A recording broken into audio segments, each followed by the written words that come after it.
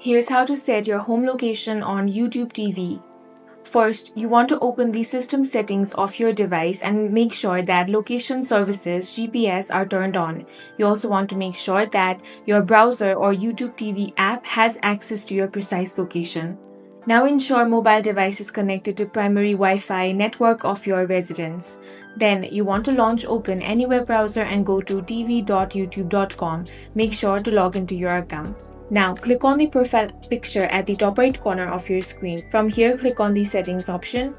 Then, from the left-hand side menu, find the option of location or area. Select that. Now, you want to locate the home area line item and click on the update button next to it.